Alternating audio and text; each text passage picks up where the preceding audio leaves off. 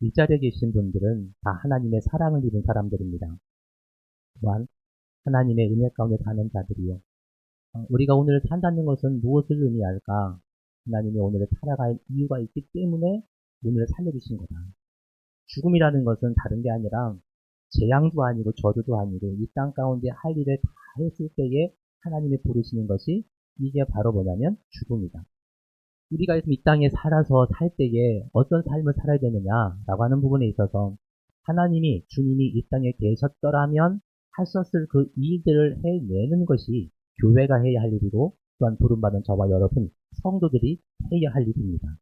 그래서 믿음의 성도들은 하나님의 부름을 받은 제자들이요. 또 하나님 앞에 바쳐진 자, 드려진 자로 살아가는 어찌 보면 구약의 나실인과 같은 구별된 인생, 즉 거룩한 삶을 살아내야 할 믿음의 성도들의 삶이 오늘 이 시대에 필요한 것이 아닐까.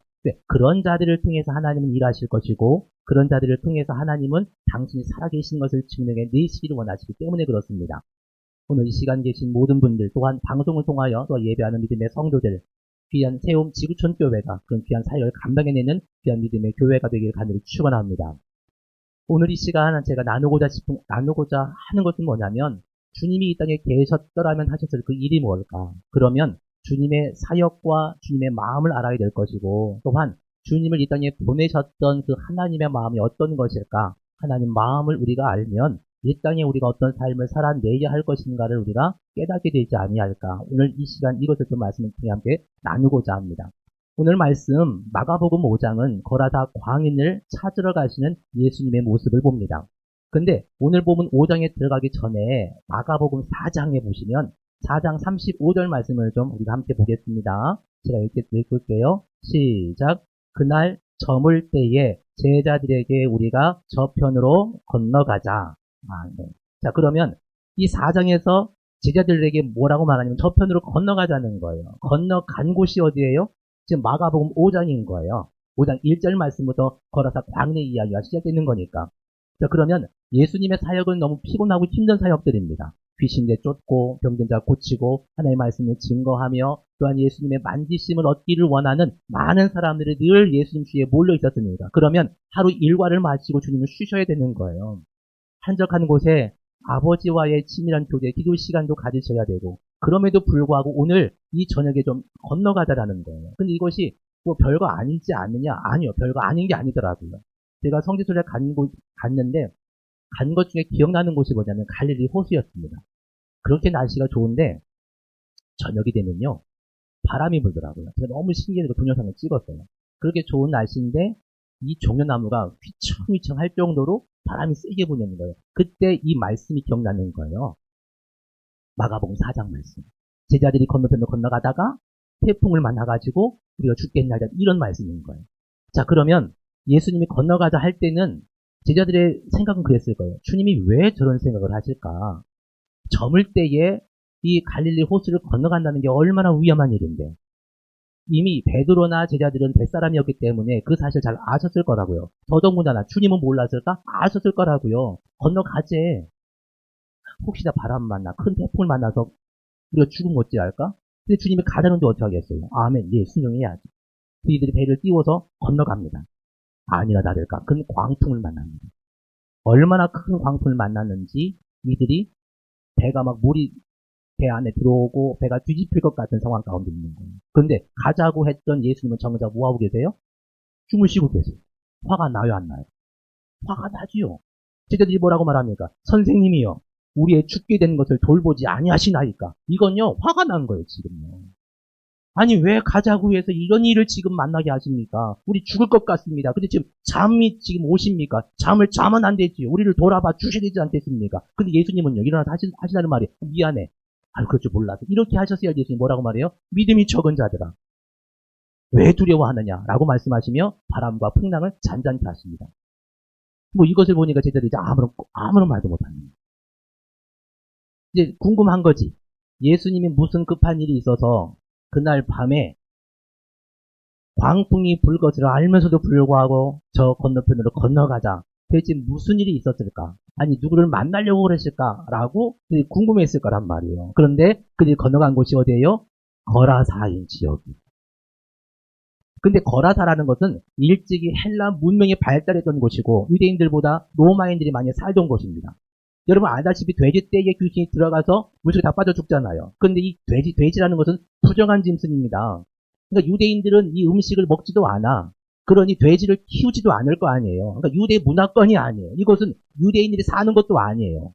그런데 그런 곳에 지금 주님이 가셨다라는 거예요. 이것도 이해가 안 되지. 근데 예수님이 누구를 만나? 기가 막힌 거 아닙니까? 말씀 보니까 무덤과 산에서 늘 소리 지르고 돌로 자기 몸을 해치고 있는 귀신 들린 사람을 만나고 있는 거예요. 끔찍하지 않습니까? 이 사람은요, 가족들에게도 버림받았습니다. 동네 사람들에게도 버림받았어요. 철저히 불행한 인생입니다. 예수님은 귀신 들린 이 사람을 만나기 위해서 갈릴리 바다를 건너서 이방인 땅까지 친히 건너오신 거예요. 제자들 마음속은 뭐예요? 더 화가 났을 것 같아요. 고작 저런 사람 만나자고 간밤에 그런 일을 치른 거야? 고작 저런 사람 만나려고? 근데 요한복음 말씀은 가장 좀 비슷한 말씀이 있어요. 요한복음 4장 3절과 4절 말씀 띄워주시기 바랍니다. 시작. 유대를 떠나사 다시 갈릴리로 가실새 사마리아를 통과하여야 하겠는지라. 아멘. 이건 철저하게 예수님이 의도적이고요. 의지적이에요. 내가 지나가야 되겠다라는 거예요. 난 갈 거야라는 거예요. 근데 이 사마리아 지역은 어떤 곳인데요? 오직 성령이 너에게 임하시면 너희가 권능을 받고 예루살렘과 온 유다와 사마리아 땅끝까지 이르러 이 사마리아라는 지역은요. 복음이 전달될 지역이 아니에요. 이쪽은요. 왜? 사마리아 사람은 짐승 취급했다고 사람 취급 안 했단 말이에요. 이들은 이 지역을 이들을 상종하지 않기 위하여 먼 길을 돌아가서라도 이 사람과 상종하고 싶지가 않은 거예요. 상종하면 안 되는 거예요. 근데 예수님이 그 지역을 지나가겠다라는 거예요. 들어가겠다라는 거예요. 근데 거기서 들어가서 대체 무슨 일을 했길래? 요한복음 4장 6절 말씀 다 같이 읽어봅니다. 시작. 우물 곁에 그대로 앉으시니 때가 6시쯤 되었더라. 사마리아 여자 한 사람이 물을 기르러 앉으면. 자, 우물 곁에 주님이 앉아서 기다리고 있는 거예요. 6시쯤. 그때가 정오예요. 6시간이 더 빠르기 때문에. 정오, 12시 가장 더운 때에 지금 사마리아 한 여인이 물을 길러 온 거예요. 그 여인 누구? 우리 너무 잘 알지 않습니까? 그 여인은 남편 5을 둔 여인이었고 유대인은 고사하고 사마리아 사람들조차도 인간 취급을 하지 않았던. 근데 예수님이 기껏 사마리아 땅에 와서 만나고자 내가 그곳에 지나가야 되겠다라고 말씀하시며 내가 만나야 되겠다라고 했던 사람이 고작 누구요? 기껏 만나서 부정한 사람이라는 거. 부정한 여인이라는 거예요. 이게 이해가 됩니까? 왜 굳이 그러한 일을 하시려고 하시냐고 예수님이 계속. 그럼 예수님이 왜 이 땅에 오셨는지를 아셔야 돼요. 자, 요한복음 4장 34절 시작. 예수께서 이르시되 나의 양식은 나를 보내신 이의 뜻을 행하며 그의 일을 온전히 이루는 이것이니라. 요한복음 5장 19절 시작. 내가 아무것도 스스로 할 수 없노라. 듣는 대로 심판하노니 나는 나의 뜻대로 하려 하지 않고 나를 보내신 이의 뜻대로 하려 함으로 내 심판은 의로우니라. 아멘. 그러면 예수님께서 하신 말씀은 하신 사역은 내 임의로 하는 것이 아니라 나를 보내신 이의 뜻을 행하기 위해서 하신 것이고 하신 삶이었구나. 그거예요. 자, 마가복음 1장 38절. 1장 35절 마가복음 시작. 새벽 아직도 밝기 전에 예수께서 일어나 나가 한적한 곳으로 가서 거기서 기도하시더니 기도하셨대요. 35절 말씀에 그 다음 38절 말씀 보면 이르시되 우리가 다른 가까운 마을들로 가자. 거기서도 전도하리니 내가 이를 위하여 왔노라 하십니다. 할렐루야. 내가 이를 위해서 왔대. 전도하러 왔대. 그러니까 나를 보내신 이의 뜻이 뭔데 전도라는 거예요. 내가 이를 위해서 왔다라고 주님이 선포하시는 거예요. 누가복음 19장 10절 말씀 보면 인자가 온 것은 잃어버린 자를 찾아 구원하려 함이니라. 이게 전도 아니겠습니까? 이제야 이해가 되는 거예요. 예수님이 왜 그랬는지. 왜 사마리아 땅에 들어가서 아무도 들어가지 않고 아무도 복음을 전하지 않고 구원받기를 원하지 않는 그 땅에 주님이 왜 굳이 들어가서 그들에게 복음을 전하여 사마리아 땅을 복음화시켰던 그 이유가 뭔지. 또한 이 광인, 귀신 들린 사람들이 귀신 들린 사람은요 번거롭고 귀찮아요. 저거 나가 죽지는 않나. 왜 저렇게 오래 살을까? 별의별 얘기 많이 할 거 아니에요. 또한 병든 사람을 봤을 때에 저게 누구의 죄 때문에 그렇습니까? 이 부모의 죄의 업보로 자식이 저래 되는 겁니까? 전생에 저 사람 죄를 지어 이런 겁니까? 그러니까 세상에서 돌봄을 받고 위로받고 격려받아야 할 그 인생들이 도리어 죄값이라는 그 이유로 뒤집어 씌워서 아예 이들을 무시하고 함부로 취급했던 것들이요. 이 시대 사람들이라고요. 이것이 비단 이 시대 사건이고 이 시대 이야기뿐이겠습니까? 오늘 이 시대도 마찬가지인 거예요. 위로받고 관심받을 사람들이 도리어요. 멸시와 천대를 받아. 사랑해야 할 사람들이 도리어 사랑하지 않아요. 비교하고 분석하고 따지고 이렇게 합니다. 아, 그래서 예수님께서 잃어버린 것에 집착하셨구나. 길 잃어버린 한 마리야. 한 드라크마. 집 나간 탕자 이야기를 하셨던.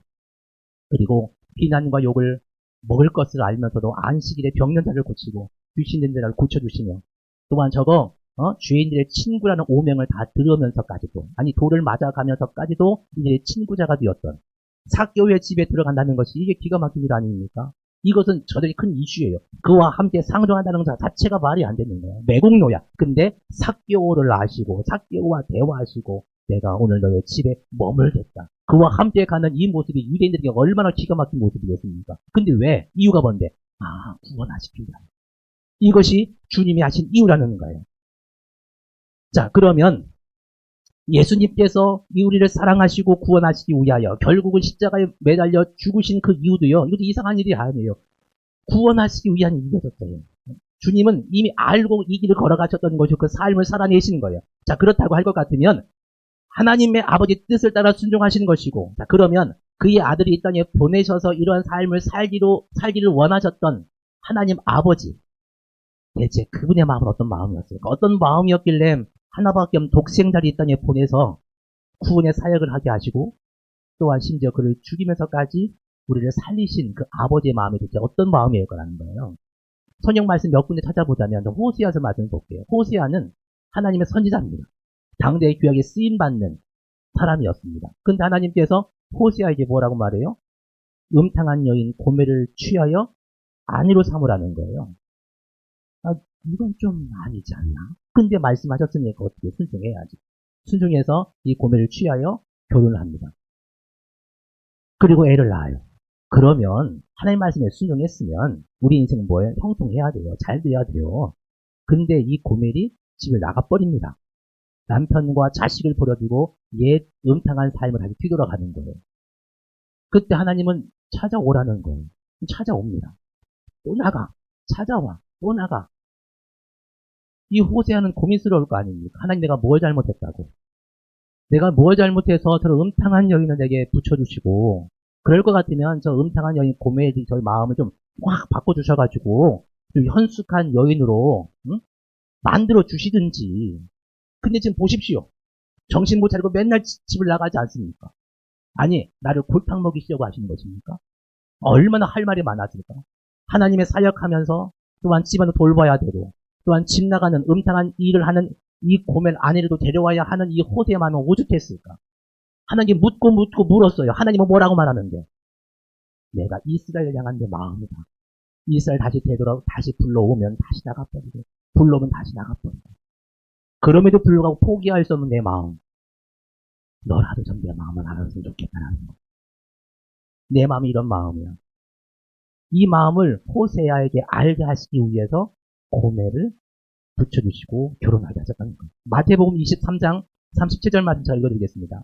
예루살렘아 예루살렘아 선지자들을 죽이고 내게 파송된 자들을 돌로 치는 자여 암탉이 그 새끼를 날개 아래 모음같이 내가 네 자녀를 모으려 한 일이 몇 번이더냐.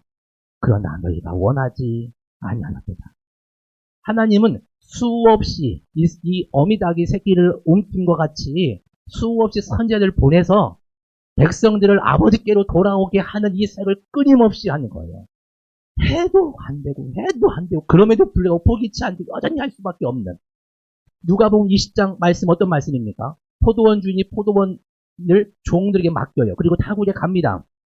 그리고 소출 때가 됐을 때에 종들을 보내잖아요. 그리고 말하기를 너희가 이 포도원을 경작하면서 일정한 금액을 세금으로 바치기를 주인과 약속, 계약을 합니다. 그래서 소출할 때에 종들을 보내요. 그러면 그 종들은요. 은혜를 알기 어떻게 해야 돼요? 소출의 일부를 그 주인의 종들에게 줘야 되는 거예요. 근데 이 종들이 어떻게 합니까? 때리고 죽이고 돌려보내버리는 거예요. 그러니까 이 주인이 안 되겠다. 내 아들을 보내면 이들은 내 아들은 때리지 않겠지. 존대하겠지 싶어서 아들을 보냅니다. 그랬더니 종들의 생각이 어떤 생각인 줄 아세요? 저게 누구다? 이 포도원의 상속자다. 아들이다. 저거 죽이고 어떻게 하자? 이 땅을 차지하자. 하여튼 이 아들을 죽여버립니다. 지금 이것이 지금 하나님과 우리 인간의 모습이잖아요. 그러니까 주님은 이 비유를 하실 때는 이미 알고 있는 거예요. 뭘? 내가 죽을 거라는 건 이미 알고 있는 거예요. 그러니까 하나님은 이렇게 우리를 사랑하시는 거예요. 주님도 당신이 우리를 위해 죽으실 것을 뻔히 알면서도 불구하고 이 땅에 오셔서 그 귀한 사역을 감당해내시는 거예요. 뭐 때문에? 이유 하나예요. 우리를 사랑해서. 왜 우리를 사랑합니까? 이유 없어요. 그냥 우리를 사랑하시는 거예요. 우리가 사랑받을 이유가 하나도 없습니다. 근거도 아무것도 없어요. 왜 우리를 사랑하십니까? 왜 이런 일들을 행하십니까? 몰라. 이게 하나님의 은혜야. 그랬으면 우리가 이런 사랑과 은혜를 입었으면 우리의 반응은요. 시편 116편 12절 말씀처럼 내게 주신 모든 은혜를 내가 여호와께 무엇으로 보답할까? 이렇게 되는 거 아니겠습니까? 이 은혜를 어떻게 보답할까요? 하나님. 너무 감사해요. 우리가 하나님 앞에 예배하는 이유가 이 이유 아니에요? 우리가 하나님 앞에 헌신하고 봉사하고 충성하고 헌신하는 그 이유가 대체 이거 아니겠습니까? 많은 순교자들이 자신의 목숨을 아끼지 아니하고 하나님 앞에 바쳐진 대로 살아가고 이 믿음을 배반하지 않고 주 앞에 순교하는 그 인생은 하나예요. 하나님의 은혜에 우리가 어떻게 보답할까?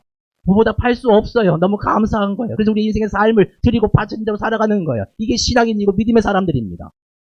근데 이스라엘 백성들은요. 말라기 2장 2절 제가 읽어드리겠습니다. 야훼께서 이르시되 내가 너희를 사랑하였노라. 하나님 하신 말씀이에요. 그런데 너희는 이르기를 주께서 어떻게 우리를 사랑하셨나이까?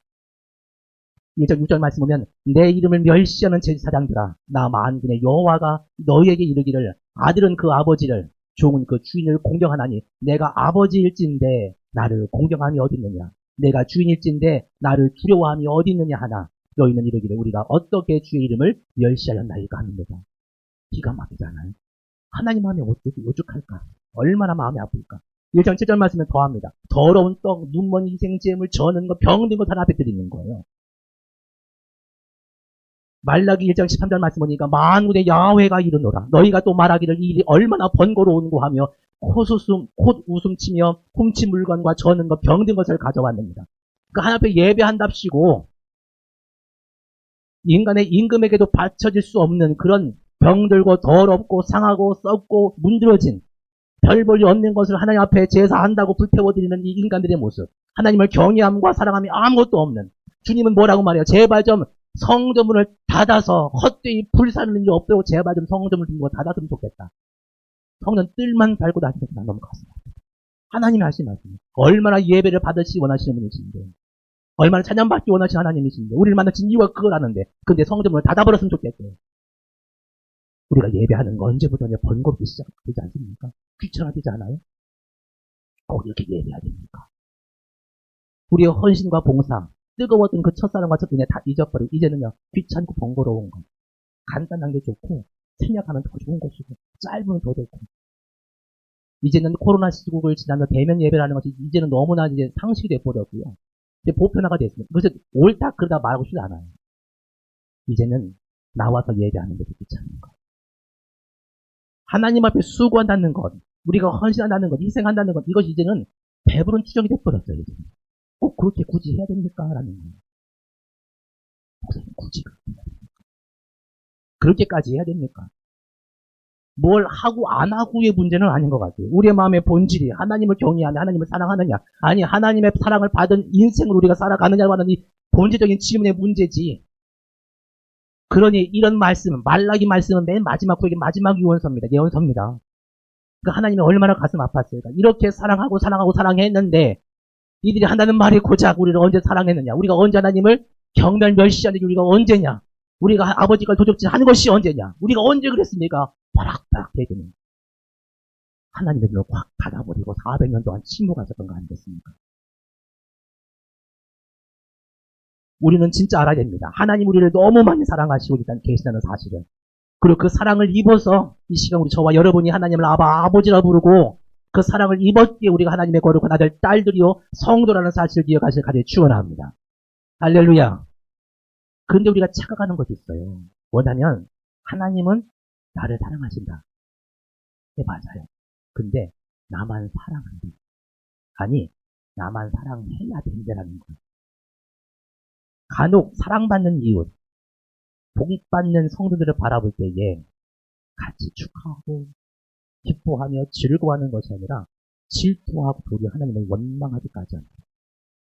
그 이유가 하나님이 나를 사랑하지 않아서가 아니야. 알아. 하나님 나를 사랑한다는 거. 근데 우리 마음속에 뭐예요? 왜 저 사람도 사랑하냐라는 거예요. 저 사람도. 마태복음 20장 말씀 보면 포도원 품꾼의 이야기가 나옵니다. 그러니까 저도 옛날에 이제 신학교 졸업하고 나서 아르바이트 하려고 이제 용역 사람들 있잖아요. 용역. 새벽에 나가서 가서 이제 있는 거예요. 그러면 이제 일꾼이 필요한 사람이 와서 너 이런단 말이에요. 6시까지 갔다가 8시까지 기다리다 그냥 오는 거예요. 나를 안 불러주면. 근데 지금 여기 품꾼들이 다 그런 사람들 아닙니까? 어떤 누구도 나를 일꾼 써주지 않는 거예요. 오늘 벌어야 처자식을 먹여 살릴 수밖에 없는 이런 어려운 삶을 살아가는 사람들인데 누군가가 나를 써줘야 되고 내가 벌어야 내가 먹고 사는데 아무 나를 써주지 않아. 근데 너무 감사한 것은 이 포도원 주인이 오더니 당신 나를 왜 일해줄 수 있겠습니까? 내가 1데나리온을 주겠습니다. 이러는 거예요. 얼마나 기뻐요. 그런 자들 3시, 6시, 9시, 11시에 일꾼을 불렀는데 다 은혜를 받은 사람들입니다. 와, 나를 써주시다. 이제 하루 일과가 다 끝나고 나서 이제 결산을 합니다. 맨 늦게 온 사람, 12시에 온 사람부터 1데나리온, 9시 1데나리온 하다 보니까 3시에 부름받던 사람이 화가 나기 시작합니다. 왜 화나요? 내 품삯이 적어서가 아니에요. 왜 저 사람에게도 똑같은 대우를 하십니까? 해요. 탕자의 형을 보십시오. 집을 나갔다가 죽은 줄 알았더니 탕자가 돌아왔어요. 그러면요, 아버지가 기뻐하는 것만큼은 아닐지 몰라도요, 기뻐해야 돼요. 근데 탕자의 형은요, 탕자가 돌아오는 게 별로 기쁘지도 않아. 그리고 아버지가 이 돌아온 탕자 아들을 위해서 잔치를 베풀겠다는 것에 대하여 불만을 삼아요. 왜 저런 자식을 위하여 짐승을 잡으면 뭐가 그리 좋다고 하십니까? 아버지 재산을 탕제던 저 불효막심한 놈. 아니 가장 기뻐해야 할 형이 왜 이럴까요? 말씀의 사도 바울이 말하기 너는 서로 돌아보아 너희 기쁨을 충만하게 하라. 이것이 하나님이 우리에게 원하시는 거예요. 그런데 하나님은 우리만 사랑하면 하는 거죠. 어느 청년이 어거스틴 목사님을 찾아왔습니다. 그리고 따지듯이 물었습니다. 하나님께서 어떻게 세상 모든 사람들을 다 같이 사랑하실 수가 있습니까? 누구를 많이 사랑하면 누구는 덜 사랑하는 것이고 사랑할 만큼 사랑하시면 그 외에 사람은 사랑하실 수 없는 것 아닙니까? 하나님께서 사랑하시다는 것은 그냥 형식적으로 하는 말이 아닙니까? 라는 질문을 합니다. 그랬더니 어거스틴이 말하기를 이런 말을 합니다. 하나님은 내가 사랑할 유일한 사람이라고 여기고 사랑하시고 또 그런 사랑으로 모두를 사랑하신다. 할렐루야. 세상에 사랑할 사람 한 사람밖에 없는 그 사람을 사랑하시는 것처럼 사랑하시되 이 사랑으로 모두를 사랑한다는 거예요. 간혹 우리가 좋은 사람, 나쁜 사람이 누구입니까? 우리가 생각하는 좋은 사람, 나쁜 사람이 누구예요? 내 마음에 잘 맞는 사람이 좋은 사람이고 내 마음과 안 맞는 사람은 나쁜 사람인 거예요. 그죠? 할렐루야. 그렇지 않아요? 근데 내가 싫어하는 사람도 어떤 누군가에게는 좋은 사람인 거예요. 그렇지 않아요? 그렇다고 내가 하나님은 아니고 내가 선은 아니니까. 기준은 아니니까. 간혹 제가 어떤 누군가가 사람인지 저도 누굴 미워할 수 있지 않겠습니까? 그죠? 목사님은 그러시면 안 되죠. 그런 생각하면 안 돼. 목사도 그럴 수 있죠. 그럴 수 있죠. 열 손가락 깨면서 안 아픈 손가락 어디 있습니까? 마음 아프긴 하죠. 근데 내가 진짜 미워하고 싫어하는 사람도 하나님 나를 사랑하실 그 사람으로 사랑하는 사람이겠다. 이런 생각이 들면요. 내가 미워하고 증오하는데 도리어 미안하고 죄송한 거. 이스라엘 백성이 바벨론 포로로 끌려갈 때에 남유다가 이때 막 처자식이 막 여기저기 팔리고 막 끌릴 때에 이방 사람들이 어떻게 해요? 가서 막 집안 살림 막 걷어오고 막 부모가 없는 애들을 팔아다가 막 술 마시고 술값으로 막 줬더니 이랬단 말이에요. 근데 그 말씀을 봤을 때 생각을 해보자. 이들은 하나님께서 이들을 사랑하시고 미워서 한 건 아니구나. 징계와 책망으로 로마서 말씀 보니까 책망하지 않고 훈계하지 않으면 사생자의 버림자니라 했으니까. 어제 지금 당하는 것이야 힘들고 어려운 상황이지만 이것이 미워서가 아니라 그나마 사랑해서. 근데 사랑해서 책망을 받는 거란 말이에요. 그러면 다 고소리 받아야 되는 거 아니에요? 70년이라는 시간을. 근데 이들을 하나님의 책망을 받는 백성들을 하지만 어떤 이방 나라들이 그래도 저들 도와주자 라고 도와주면 하나님 마음이 어떠실까요? 만약에 제 자식이 말을 안 들어서 막 화가 났어. 너 나가! 이랬는데 길 가던 성도가 아이고 저거 목사님한테 저거 잘못해가지고 쌤통이다 하고 막 쥐어 박으면 그 모습을 보는 저의 마음은 반대로 어떤 누군가가 아이고 이거 하면서 재워주고 먹여주고 괜찮아 위로해주는 것을 만약에 봤다면 아버지는 내가 책망하고 혼냈지만 그러나 내 아들을 챙겨준 누군가가 내가 봤다고 한다면 저는요 너무 고맙지 않겠습니까? 설령 하나님은 우리에게 그걸 원하시는 거 아니겠어요? 하나님이 믿음의 성도들과 이 땅의 사람들을 사랑하시고 이들을 바로 세워가시고 구원하시기 위하여 행하시는 아니면 하나님 죄에 대한 책망이든 뭐든 간에 시험이든 유혹이든 무엇이든지 간에 고난당하고 환난당하는 그 인생들에 대해 우리가 할 수 있는 건 하나밖에 없어요. 위로하고 격려하고 보듬어 주는 것밖에 없어요. 할렐루야. 우리가 판단할 권한도 없고요. 우리가 따질 이유도 아무것도 없어요. 하나님, 이 사람도 하나님의 아들, 하나님의 딸입니다. 하나님의 베풀어 주시라고 우리가 기도하고 중보하고 그를 축복할 때 하나님은 얼마나 기뻐하실까요? 그러니까 우리는 사랑해야 되는 거예요. 설령 내가 미워하는 사람이라 하더라도 그가 잘 되는 것 기뻐해야 되는 것이고 내가 싫어하는 사람이라 하더라도 하나님은 이 사람을 사랑하는 사람이다. 라는 마음으로 생각하시고 돌아보시는 바가 있는 되시길 간절히 축원합니다. 다시 본문으로 돌아가서 걸어다 광인을 고주셨어요. 자, 그 모습 보고 깜짝 놀랐습니다. 왜? 귀신 들린 사람이 온전해가지고 바로 서 있는 거예요. 이 큰 일을 행하신 예수님께 사례를 해야 할 터이지만 귀신 들린 사람에게는 아무 관심이 없었으면 사람들은 그가 죽든 살든 그죠? 관심이 하나도 없어. 도리어 지금도 여전히 이 귀신 들린 사람은요 없어졌으면 하는 사람이고 관심도 없어요. 이들을 가시면 뭐가 있어요? 예수님 떠나주십시오. 왜냐하면 여기 계시면 우리가 물질적인 손해를 더 입을 수 있으니까 경제적인 손실을 면하는 데만 이들의 관심이 있었던 거예요. 주님의 관심은요 오직 한 영혼이 온 천하보다 귀하다고 말하면 그 한 영혼의 관심입니다. 그 한 영혼 때문에 주님 하신 모든 사역들이었습니다. 그럼 우리의 관심입니다. 우리의 관심.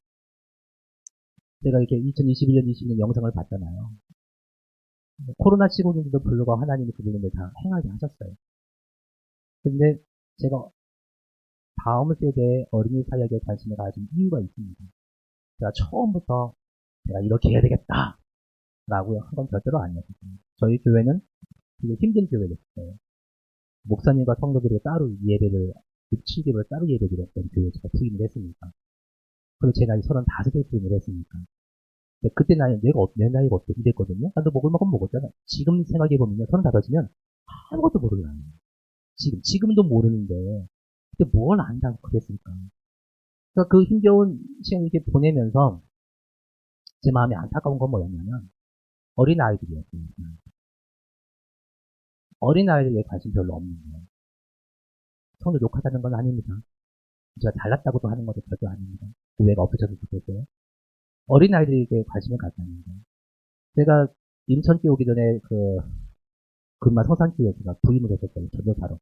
거기 3년 담임하면서 목사 안수 갖고 인천에 왔는데 그때 제가 깨달은 게 뭐였냐면 그때는 진짜 어르신들밖에 없더라고요. 어르신 예배 드리고 뭐 하는데 우리 애들이 있잖아요. 우리 애들이 그때가 큰애가 4살이었고 그 다음에 둘째가 이제 1살이었어요. 근데 고민스러운 거예요. 우리 어린 애도 영혼이 살아야 되잖아요. 하나님 일꾼을 보내주시고 일꾼을. 그래서 주일학교 예배가 이어지게 해달라고 기도했어요.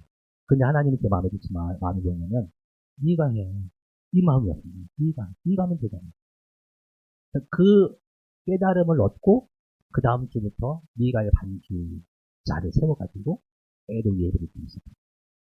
그러니까 인천교회 와서 바로 시작한 게 뭐였냐면 그런 어려운 상황 가운데 학생부 주일학교 성을 다 해체해요. 모임이라는 게 모여지지 않으니까 다 해체했어요. 그래서 무조건 해야 하는 건 뭐냐면 다음 세대가 아니라 어린애들이에요. 왜? 얘도 살아야 되니까. 근데 어르신들밖에 없던 상황에서 어르신들이 애들에 별로 관심이 없었어요. 왜냐하면 다 떠나갈 나이가 아니니까라는 거예요. 전 도회직 교회가 시골교회 은혜를 입었다고 생각을 해요. 왜냐하면 시골교회에서 일꾼을 다 키워서 다 도회직 보낸 거예요. 사실. 떠날 아이 아닙니까? 저는 당당하게 얘기해요. 뭐냐? 맞습니다. 부모들이 자식 떠날 걸 몰라서 자식을 위해서 그렇게 키우십니까? 다 결혼하면 다 나가지 않습니까? 그래도 자식을 위해서 열심히 출산자를 키우지 않습니까? 시골 교회가 모짜리 판입니다. 열심히 잘 키워서 보내야지. 이게 시골 교회의 사명이고 우리가 해야 할 일입니다. 여러분이 알으면 제가 하죠. 그래서 시작했던 거예요. 큰 마음도 아니라 단지 그 단순한 마음이었어요. 어떤 누군가가 다음 세대에 관심이 있고 어린애들에 잘 관심을 케어를 해줬으면 저는 다른 사역을 했겠지. 근데 내가 하겠다. 그거였어요. 근데 지금은 너무 잘했다고 생각했어요. 이 아이들 지금 다 커가지고 일꾼이 되고요. 또 간사도 하고. 이 애들이 저에게 가장 큰 일꾼들입니다. 성도들도 너무 잘 따라와 주는 것도 사실이지만 아이들 너무너무 사랑했어요. 애들 3명이 저희 그 딸이 3명 더 있어요. 큰애가 지금 희원이 지원이 있지만 3명은 더 딸 삼아서 양녀. 그러면 내 딸이다. 내가 결혼할 때 내가 아빠여줄 것이고 후빈이 되어줄 거야. 근데 그 아이들이요. 그냥 쑥스러워서 본인이 아빠라고 얘기해요. 너무 고마운 거예요. 제가 드리고 싶은 말은 무슨 말씀이냐면 진짜 주님이 원하시는 게 뭘까? 주님의 관심이 어디 있을까? 하나님의 관심이 어디 있을까? 저는 너무 감사하게도 그때 그 타이밍에 그래 주님 아이들에게 관심을 가져야 되겠다. 아무도 관심을 갖지 않는 시골교회요. 되게 쉬워요. 돈이 없고 일꾼 없고 애들 없고 이러면 끝나요. 그렇지 않겠습니까? 도회지도 지금 애들이 없는 건 사실이지만 시골은 더더욱 없습니다. 그나마 면인이가 그나마 애들이 있는 거예요. 톡톡 긁어야 이 정도. 근데 하려면 일이 되게 많더라고요. 저는 진짜 한국 교회가 신경 써야 할 것이 뭐냐면 다음 세대입니다. 할렐루야. 다음 세대.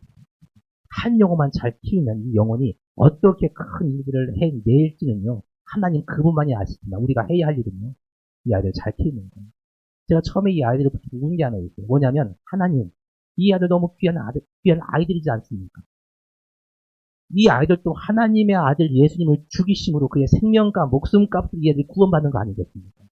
이 아이들 다른 교회 가면 다 사랑받고 다 인정받고 잘할 그 아이들이 왜 우리 교회 와서 왜 천덕꾸러기가 돼가지고 어른들의 핀잔과 조용점했을 거예요. 귀찮아. 이런 눈총을 왜 받아야 됩니까? 라는 거예요. 너무 속상해요. 너무 속상한 거예요. 적어도 이 아이들을 우리 교회에 보냈다는 사실은 뭔지 아세요? 내 아들을 죽여서 구한 내 아들 너한테 맡기면 너희 교회에 맡기면 책임져 주겠지라고 하는 하나님의 신뢰와 하나님의 믿음 가운데 보내주셨다는 믿어요. 그럼 우리가 해야 할 일을 잘 키워야 되는 거 아니겠습니까? 어른들도 마찬가지겠지만 어린 아이들 왜? 어른들은 괜찮아. 왜? 솔직히 말씀드릴게요. 어른들은요. 배고프면 알아서 밥 해먹습니다. 그렇지 않아요? 밥 사먹어요. 애들은요. 밥 안 해주면 굶어 죽어요. 어른들은 기도하고 사모하는 마음 하는데 애들은 누군가가 도와주지 않냐고 누군가가 먹여주지 않냐고 누군가가 사랑을 베풀지 않으면 이 애들은 다 금방 죽을 애들인 거예요. 그러면 진짜 교회가 해야 할 일이 뭐겠습니까? 어른들, 기성세대가 해야 할 일은 뭐겠습니까? 저는 우리 교회 시골교회이고 어르신들이 많으니까 저는 얘기합니다. 우리가 해야 할 일은 우리가 살아갈 이 세대에 믿음을 지키고 믿음을 전수하고 그 다음 세대에 물려주는 게 우리가 해야 할 사명입니다. 이 아이들이 자라서 믿음으로 커나가는 것. 지금은 우리가 이 아이들을 케어하고 돌보는 것 같지만 10년만 있으면 이 아이들이 교회를 지킬 것이고 한국 교회를 지킬 것이고 미래를 책임질 것입니다. 우리가 해야 할 것은 먹고 마심이 아니라 진짜 아이들을 위해 눈물로 기도해야 되고 이 아이들을 위해서 힘을 써야 되는 것이 아니겠습니까? 라는 거예요. 이게 교회입니다. 미국 동부 어느 작은 도시에 캐시라고 하는 한 젊은 여성이 대학 시절에 한 남자와 연애를 하다가 버림을 받아 자신을 비관하면서 집을 나가버렸어요. 10년 동안 돌아오지 않았습니다. 그 방탕한 10년 동안 무슨 일이 있었느냐. 창녀가 되었고 알코올 중독과 마지막에는 마약 중독까지 되어버렸어요. 10년이 지나고 나니까 이제는 나이 들어서 아무도 자기를 거들떠보지도 않는 거예요. 그래서 안 되겠다. 내가 후신 자살 죽어야 되겠다라고 마음을 먹습니다.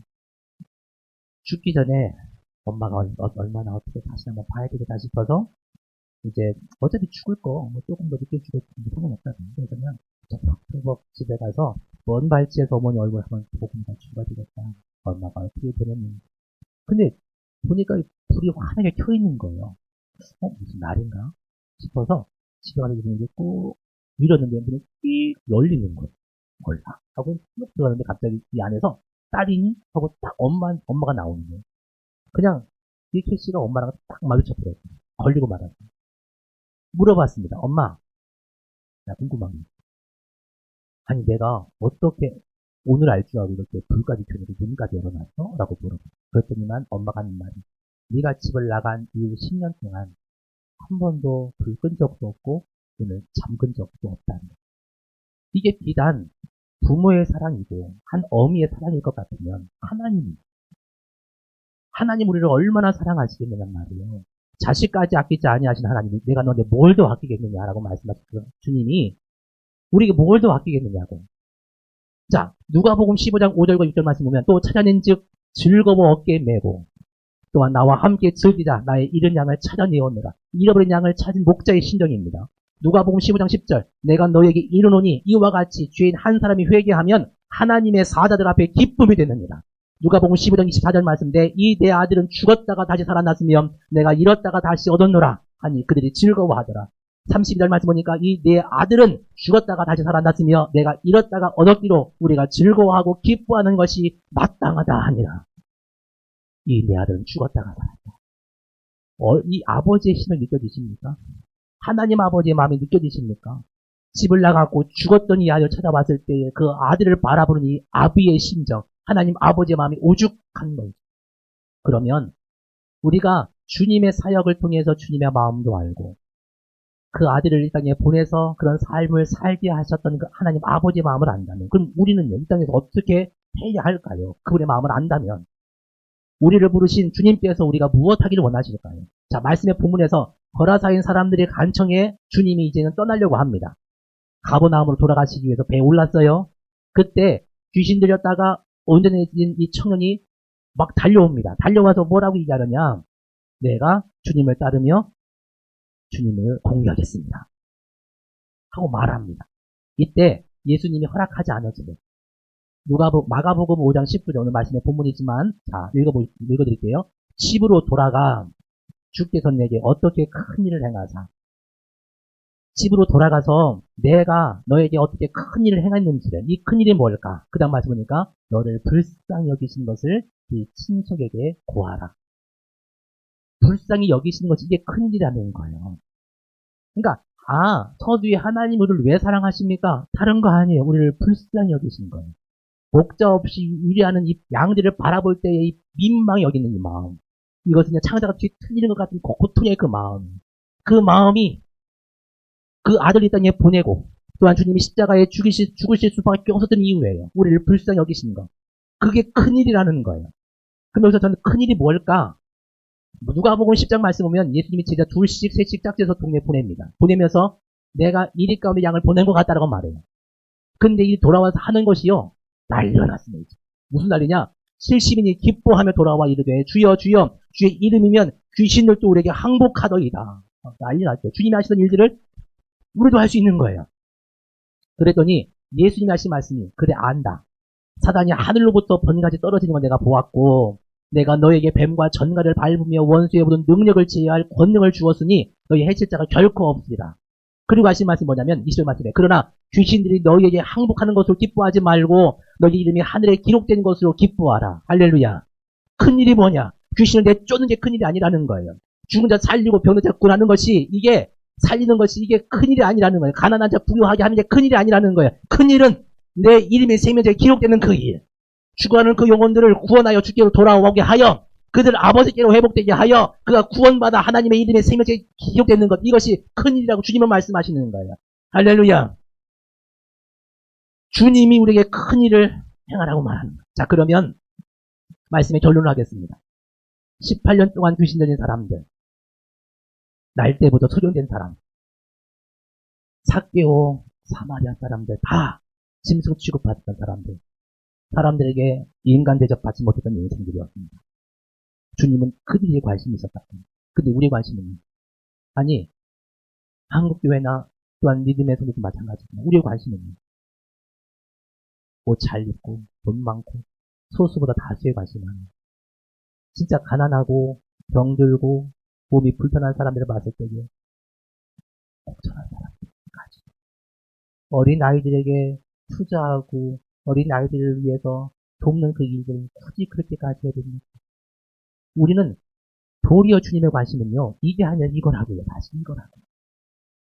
요한복음 마태복음 25장 말씀은요, 주님이 어디에 관심이 있어요? 양과 염소를 가르칠 때에 목마르고 헐벗고 목에 갇히며 그런 자들을 돌아봤느냐, 먹였느냐, 드느냐예요. 근데 우리의 관심은요, 오직 갇힌 자, 병들고, 목마르고, 헐벗고, 나이 많고, 이런 사람에 관심이 없단 말이에요. 건강한 자에만 관심이 있단 말이에요. 우리는 주 앞에 나와서 기도하면 뭐라고? 은혜 달라고. 복 받게 달라고. 전혀 충만하게 달라고. 대체 복 받아 뭐 할 건데? 은혜 받아 뭐 할 건데? 전혀 충만해서 뭐 할 건데? 대체 뭐 하려고 우리가 은혜와 복을 구할까? 진짜 주님이 원하시고 하나님이 바라시는 그 인생의 삶에 관심이 없다면, 영혼을 살리는 그 일에 관심이 없다면, 이 땅에 세상 사람들 멸시하고 천대하는데 교회조차도 저들을 멸시하고 천대하고 있다면, 세상 사람이 인정받는 그 사람들이 교회도 인정받는 것이 현실화할 것 같으면요, 교회가 존재하는 이유가 뭘까요? 뭐가 교회일까요? 좋은 교회 되게 달라고 대체 뭐가 좋은 교회인데? 저는요, 좋은 교회는 어린 아이들이 인정받고 대우받으며 병든 자, 몸이 불편한 인생들이 대접받고 상전 자리에 앉으며, 저는 야유회 가지고 하는 말일 거예요. 야유회 갈 때 여러분들 몸 건강하고 두 다리 건강하신 분들이야 마음만 먹으면 놀러다닐 수 있겠지만, 야유회는 병든 어르신들 모시고 휠체어 끌고 다니면서 돕고 섬기는 게 야유회다. 좋은 거 먹으러 가는 게 야유회가 아니다.